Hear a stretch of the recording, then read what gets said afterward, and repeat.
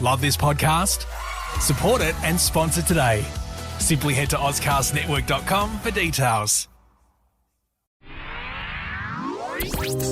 It's The In Show, Australia's only show dedicated to innovation from Adelaide, Australia and across the globe. Hi, this is David Grice and Troy Sincock. Now, this show began about innovation. We've discovered it's more than that. And generally, it's about inspiration. You know, what people are up to around us and all over the world globally is something to behold. There are people that are seeing problems and discovering that they can be a contribution to making things better for other people. It's been quite incredible, Dave. Yeah, in fact, we've been so inspired, Troy, that we've started our own thing. We call it Dave and the Beanstalk, and it's a business idea that really is just an extension of what we've done here on The In Show. We're just going to be telling people stories. Well, that's the thing, isn't it? There's so many untold stories, and even within an organisation, there are many, many staff members within organisations that have stories that have never been heard. And, you know, it doesn't matter the size of the business. Like, communication is such a difficult thing. Like, whether it's, you're working for an organisation of 1,000 people or 10 people, if you don't say the thing that needs to be said that leads the next person to understand what's actually going on, no one gets to know. Yeah, and gone are those days when, you open a newsletter and read it on your email or even in a magazine. Today people need instant communication, and they need to be able to hear a story and hear it now. I always feel guilty because, in my work, working in radio, I still receive some mail. It's definitely far less than I used to get. But that mail that I'm receiving generally goes in the bin. It's like a tangible newsletter. I'm like, I don't need to read this. I don't have time to do it. I'm not going to flick through the pages, is it?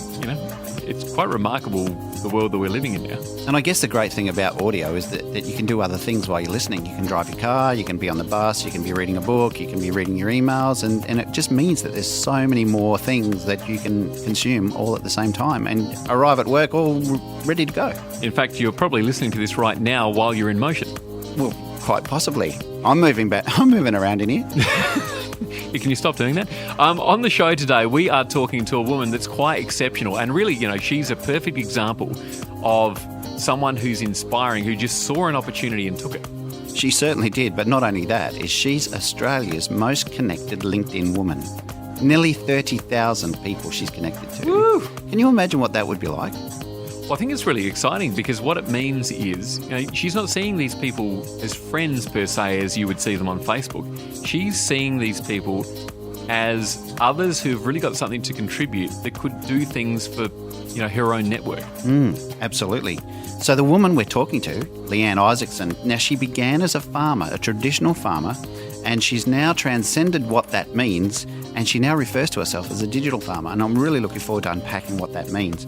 She's connecting people from all over the world, so if you've got somebody that you need to meet and she's got a connection with that person, she helps facilitate those connections, and we're going to find out how she's made the transition from being the traditional farmer into the digital farming and what her life looks like now. Sounds great. Now here's Claire with more in news, including a story about artificial intelligence that's recreating images located in the brain. What else have you got for us, Claire?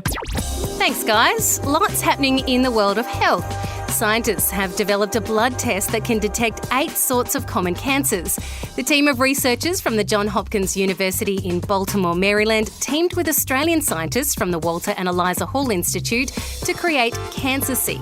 It's a new blood test that can detect super tiny volumes of proteins and DNA produced by cancerous cells that travel through the bloodstream. CancerSeek can detect liver, breast, ovarian, stomach, bowel, pancreatic, lung and esophageal cancers. This test is a non-invasive liquid biopsy that can be used instead of a traditional biopsy. It can be performed whether the patient has been diagnosed or not, meaning cancer can be detected in its early stages. Important because diagnosing cancer early can reduce the number of cancer deaths. So far, the CancerSeek process has been tested on over 1,000 people and has a success rate of approximately 70%. Clinical trials are being held across the US, but it will still be a few years until the test becomes widely available. More from the health industry, and biohackers are developing artificial pancreases that could potentially make life easier for diabetics, and this year they could become commercially available. Diabetes is caused by a failing or impaired pancreas. It's a condition that stops the body from making or withholding insulin, which is what regulates glucose levels in the blood. A diabetic manages their disease by regularly monitoring their blood glucose levels, daily food intake and exercise to determine whether they need insulin. Otherwise called hybrid closed-loop systems, these artificial pancreases can measure blood glucose levels every 5 minutes and provide insulin when it's needed. It was developed by members of the open source community and larger groups, including the Open Artificial Pancreas System project. To use the machine, you need a continuous glucose monitoring appliance, an insulin pump, and a computer that can communicate with both. As it hasn't been approved by the US Food and Drug Administration yet, you have to build it yourself by following step-by-step instructions. Of course, it's a work in progress, so the technology will continue to be improved. Scientists in Japan say they've used machine learning artificial intelligence to recreate images located in the brain. Researchers at Kyoto University used functional magnetic resonance imaging, or fMRI, to record the brain signals, and a type of AI called the deep neural network, which was able to reconstruct the pictures using the data. During each session, the 3 participants involved, who were aged in their 20s and 30s, were shown images of a lion, a post box, letters and shapes. The pictures were displayed inside an fMRI scanner on a screen, and the subjects had to bite down on a bar. In the second part of the study, they were also asked to remember the pictures. The study lasted 10 months, and the results are quite astounding. The recreated images are slightly blurry, but they do resemble the original versions.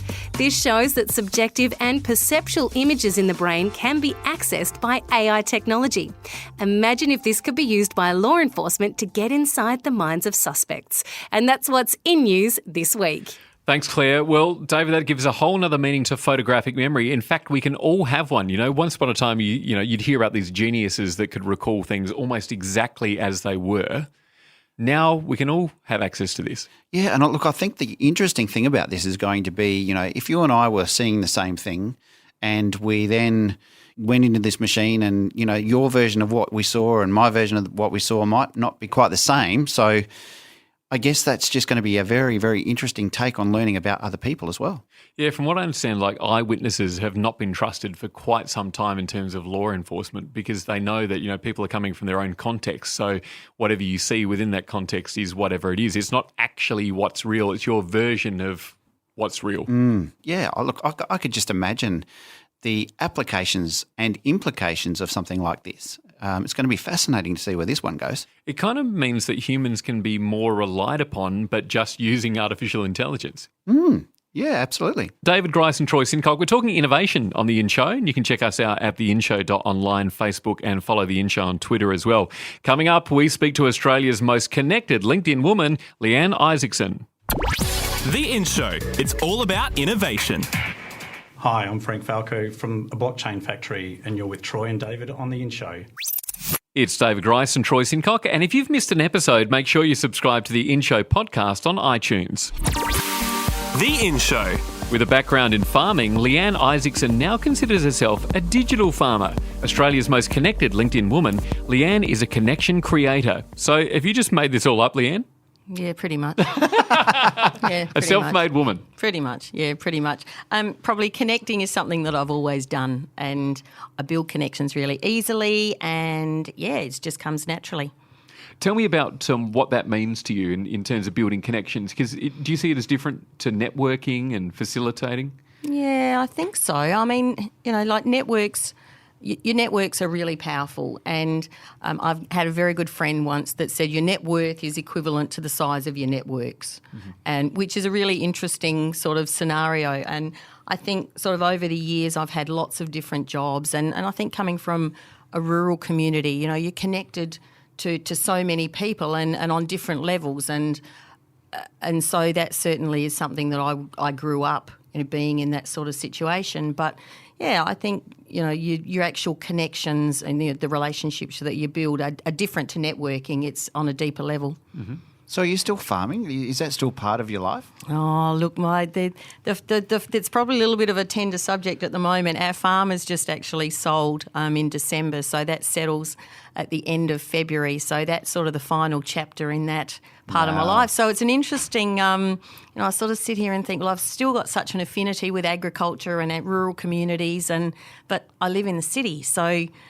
what am I? So it's an interesting, and probably not just for me, but like a lot of people that come from rural areas, and you're identified with what you do, and sometimes it's quite often a piece of dirt, but that's not necessarily, you can still be connected to it whether you're there or not. And is that, I presume, after so many years, that's just a really emotional moment for you to have to let go as well? It's probably been a couple of years, so it's been a bit of a gradual shift. But it's been interesting. I mean, we originally sort of had properties out in the Mallee, and had 2,500 acres, and then moved closer to the city and bought some more, and then sold some, and so it almost went from having 2,500 to 270, and you sort of feel like a bit of a hobby farmer. But so it's been an interesting transition. Yeah. What did you love about farming? What do I love about farming? The space, the community, the animals, the land, the landscape. Sometimes not quite so good. Just the whole. I mean, I grew up. I was born, on a farm, and pretty much apart from living in Adelaide, sort of for about 10 years, farming was where I was. Just the community and the connections and the opportunities. When you grew up into that, were you ever at a point where you wanted to reject it because it wasn't a choice you made, but rather something that you were born into?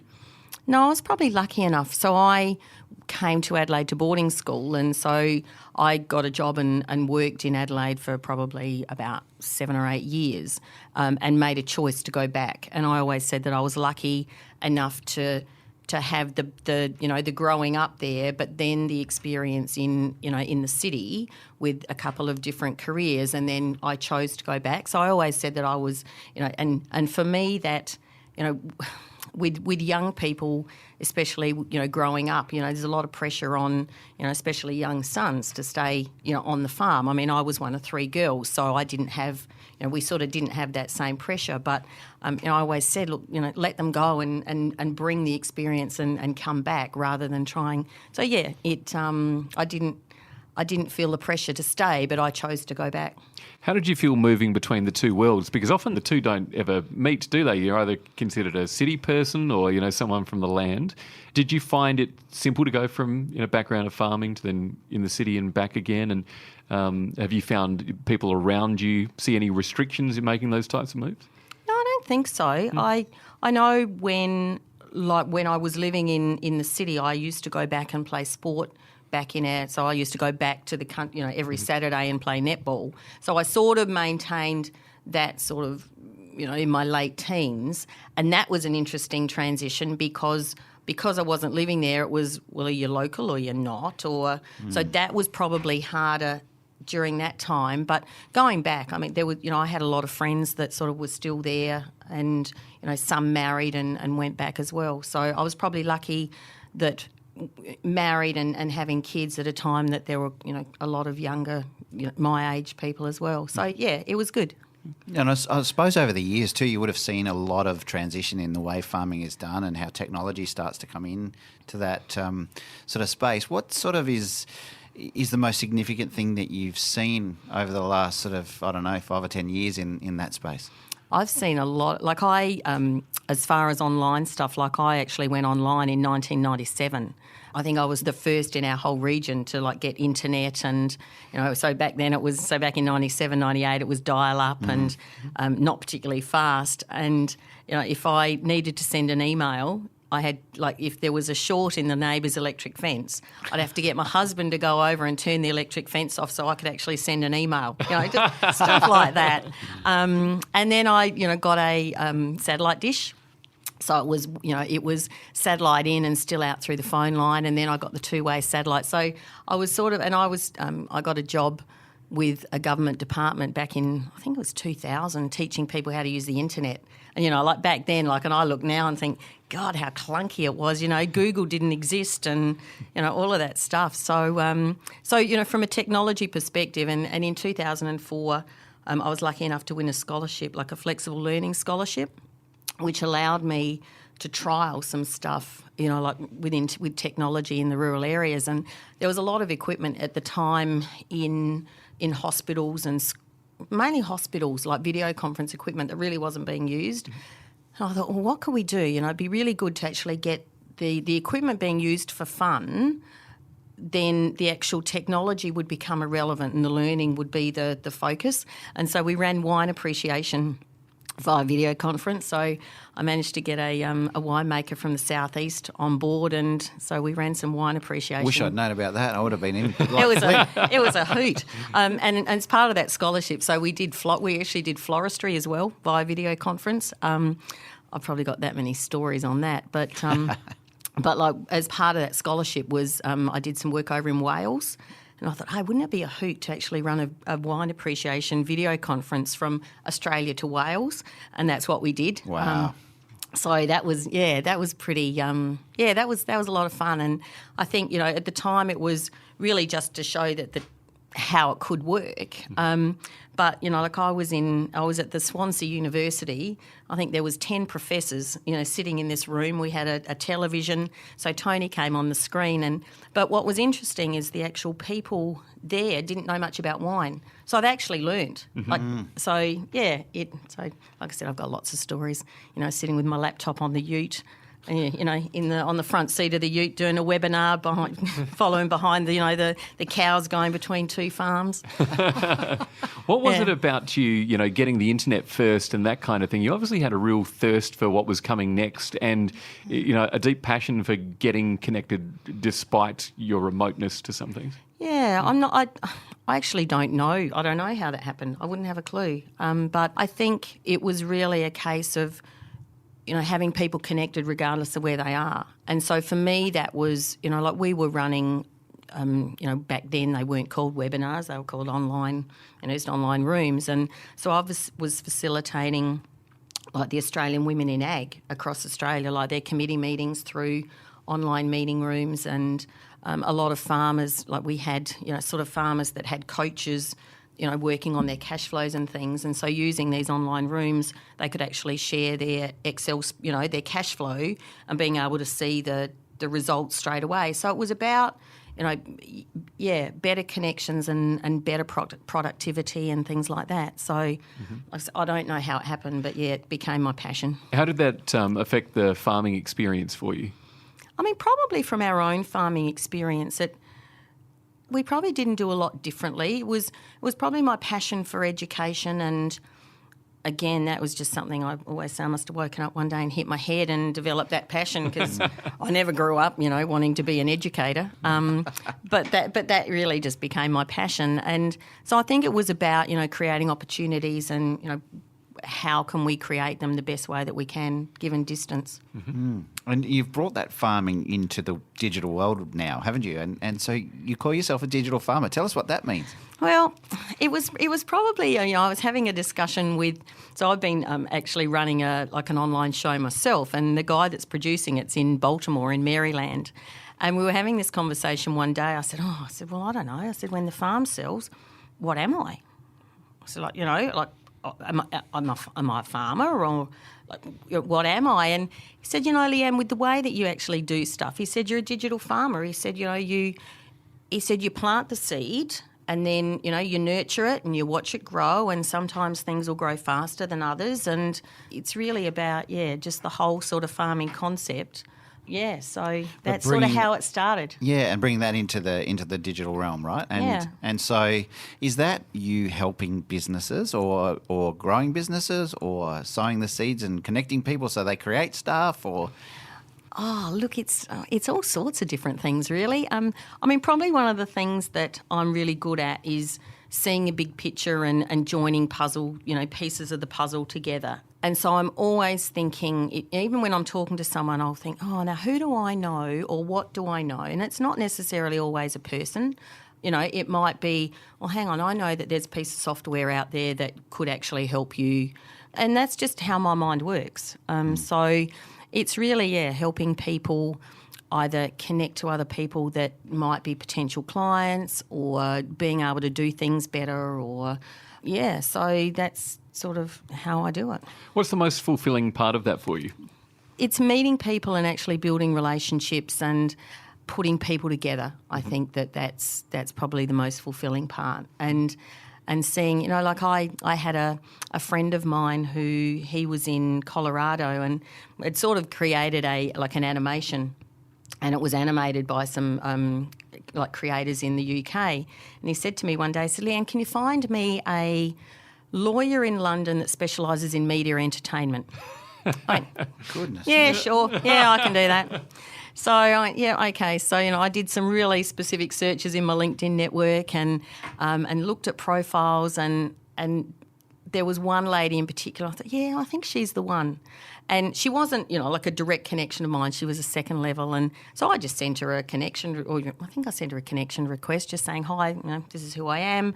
This is what I do. This is what we've got. Would you be interested in? And she accepted the connection request straight away and I put the two of them together. So, like, I can usually pick the sorts of words and to when I'm sending someone a request or anything like that to be able to be real, you know, be human.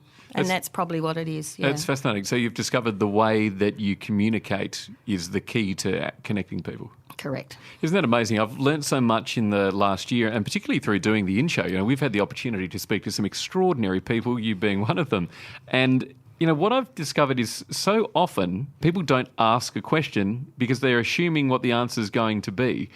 And it's amazing, and it appears to work that way with the stories that you've related. You know, when you give a person the opportunity to make a contribution, there are people that work in businesses at all levels just waiting to be asked to be able to, you know, do a good deed, and they just never get asked. And so it's a matter of someone asking. I think, you know, and I think that is one of the things. Like I always used to say, like with the, you know, like a lot of the technology stuff, you know, at the end of the day, as long as no one's going to die, what's the worst thing that's going to happen? It's just not going to work. And if it doesn't work, you don't throw it away. You go, okay, well, it didn't work like that, so how can we change it and how can we make it better to work in the way, you know, to help? So I think, yeah, that's probably always been my, you know, what's the worst that can happen? It's David Grice and Troy Sincock on The In Show. Subscribe to iTunes and listen to The In Show podcast for more innovations. Next, more from Australia's most connected LinkedIn woman, Leanne Isaacson. We speak about how she struggled with fear and doubt regarding the establishment of her own business. Download the Phoner app before you head to your next event. Find people easier, market yourself better, and get connected using Phoner. That's spelled PFONR. Phoner. Available in the App Store now. G'day, this is Nick Condon from Business SA and you're with Troy and David on The In Show.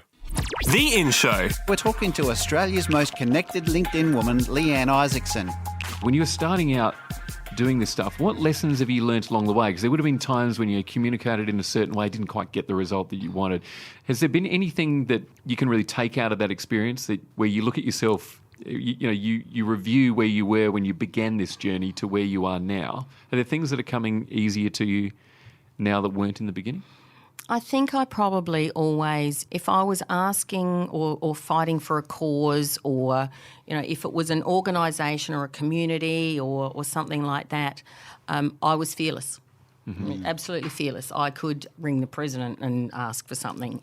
Doing it for my own business has been much, much bigger challenge, because then it's sort of, you know, there's stuff that plays in your head from, you know, what if, you know, what if they say no, and what if this, and so that's been a really interesting transition from when I went from, you know, working within a community organisation to then going into my own business. And how do you deal with that, you know, that fear or that you know, doubt that you have? Have you got skills that you just, you know, you say, no, I'm not going to feel like that? And is there something that switches for you? Well, I've probably got a couple of coaches in my world that can kick me up the bum when I'm having one of those days.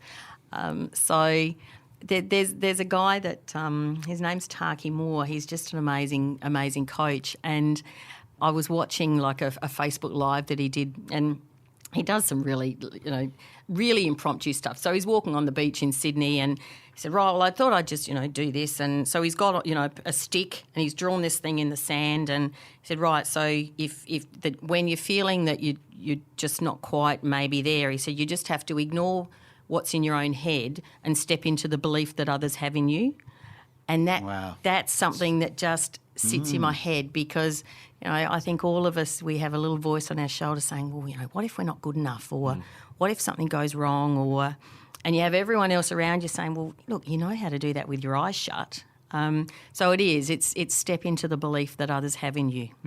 That's wonderful advice too, isn't it, David? Because, on the In Show, we've spoken to so many people who've really, for a period, really tried to do it alone and then have discovered that it's nigh on impossible. They might have the idea, but, some of these incredible visionaries, it's impossible to know everything. So you need to take people along for the ride. But that idea of having the people there alongside of you, whether they're involved in the business itself or just really care for you, and that sense being created that you can't ever fall no matter what you're stepping into, would be such a valuable thing for some of the tight spots we've heard innovators in, where they're putting all their money on the line. They're in some tough situations. Yeah, I think it is something that over the years, and that's the value of creating teams and building really deep relationships with others, and I think probably especially within like small business and innovation, like I think women tend to probably do it better than what, dare I say it, that what blokes do. As far as like actually building each other up, and I think that was one of the things that coming out of community. We were just always so used to, like community centres and like all working together and sharing knowledge and resources and I remember, stepping out of that into my own business, and I said to someone one day, well, how do you do it? And it was as if I'd just asked her for $1 million. Like it was, God, I'm not going to tell you that. Like, so I think, like within business there's, there's the element of, well, you can't sort of give your competitors, some of your insights because what if they steal them? But at the end of the day, everyone's different, and look, there's however many billion people in the world, and it's a bit like LinkedIn. Like there's 550 million on LinkedIn, and people will say, well, you don't want to tell any of the other LinkedIn people how you do stuff. And I said, why? There's plenty of business for everyone to go around, and someone might like someone else, and, no one ever knows everything about everything. So it's about, and I think that's one of the other things that I've always realised is that in the way I look at things, everyone knows something about something. And I might know something about having a laptop on the front seat of the ute and connecting via wireless, whereas someone else might know a different way. So, I think it's about sharing, just sharing insights and also taking ideas from other businesses and being able to apply it to your own business. And that's probably what over the years I've spent a lot of time listening to podcasts and.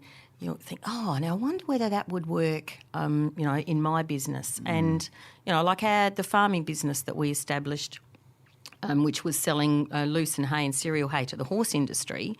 I marketed that totally online.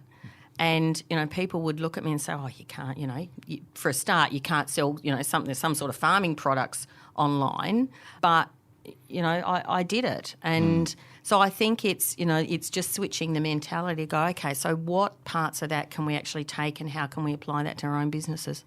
So you're the most connected LinkedIn woman in Australia.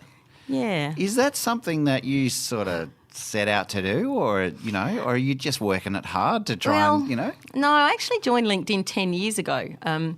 In October, I joined in October 2007, and I don't really quite know how I came across it. I think it was as part of sort of like the flexible learning scholarship that I'd done. Like I remember back then, Twitter had just sort of come out, and I remember listening to, these people talk about, that they were tweeting what they had for dinner. And I think, why on earth would you want to do that? Like, really? And so I think, sort of like, so that's sort of the space that I'd always been in, going, okay, well, I wonder how that works. And so I joined LinkedIn in 2007, and I'd sort of built my network a little bit, didn't use much. But in 2012, I sort of went to a summit over in Melbourne, and there was a guy from the US that was talking about LinkedIn and, growing your network. And because that's probably how I've always lived my own I've always been a networker, and so it just was something that just naturally came. I thought, okay. And so I made a conscious decision that I would connect with anyone that wanted to connect with me. And probably back in 2012, it was a bit easier to build connections faster. I think sort of in 2012, I added 7,000 connections that year, and then, did for a couple of years. So it was a conscious decision that I made. And, at the time, people would say, well, you can't connect with anyone you don't know. And I think, well, what harm can it do? What's the worst thing that can happen? It just grew over, a number of years. And I sat down one day and worked out, I've actually got nearly 30,000 connections, and you can't go over 30,000 as actual first level connections. Nothing like first world problems. Come on, how am I going to deal with that? But so at the moment, I've got 1,400 connection requests sitting in my inbox, and so I have to delete some to be able to accept the new ones. So the people that are sort of last on the bus are the ones getting filtered the hardest. Yeah, sorry. Yeah, if you've sent me a connection request, you better just actually send a message with it, because sometimes it gets lost. But as I said, at the moment it's not. I think for a long time I didn't actually tell anyone, because sort of the people that I was working with, didn't understand LinkedIn and think, well, who cares? Why would you need that many? You can't possibly know that many people. I've probably heard just about every line. But I've got connections across all across the world in all sorts of industries, which for what I do now, as far as saying, okay, well, yep, I can probably find you, 20 leads of insurance brokers in such and, in a particular place. So that's what I tend to use mine for. It's been an interesting journey, and I mean LinkedIn's changed so much. And so it sounds like you're actually you're using your networking LinkedIn to help others. That's pretty much what I do. Pretty much, yeah. Yeah, that's pretty much what I do. It's pretty outstanding when you think about that. Well, it's absolutely amazing, very impressive, and so great to see someone just creating a life that they really love, and also connecting others in the process. I think that's incredibly exciting. Australia's most connected LinkedIn woman, Leanne Isaacson, thanks so much for joining us on The In Show. Thank you, Troy. Thank you, David. It's all about innovation on The In Show, and if you know any innovator that we should have on the show, just drop us a line at theinshow.online. You can check us out on Facebook and Twitter. Next week on The In Show. We talked to two space startups. One creates affordable satellites for microbiology research with potential applications for space medicine, and the other has partnered with the University of Adelaide to develop a nano-satellite to detect and track space objects. Claire will have more innovation news from around the world, and you can check out theinshow.online, subscribe to iTunes and listen to the podcast, and rate us 5 stars if you've enjoyed it. Well, it's been a fantastic show again this week, and we're going to leave you with Tanya de Jong talking about the importance of collaboration and the value of working with like-minded people who share a common goal. Yes, I think I am really heavily influenced by what I see and what I hear, and I do like to collaborate. If you look at the Creative Innovation Global Conference, we have hundreds of partners, and they range from financial partners through to media partners and creative artists and residents and speakers, and just a huge array of different people. So I love to collaborate.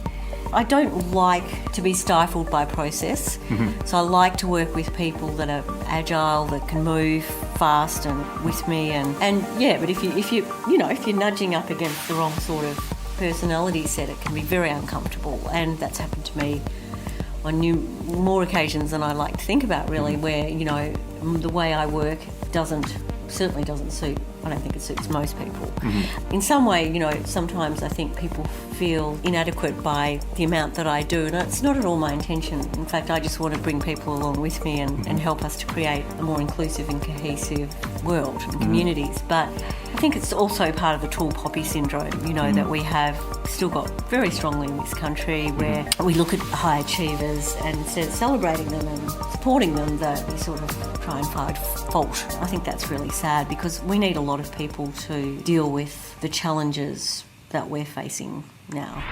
The In Show, presented by David Grice and Troy Sincock. News by Shannon Corvo and Claire Murphy. Music by Zach Grice. Produced by Jason Walker. Subscribe to the In Show podcast on iTunes. A Dave and the Beanstalk production.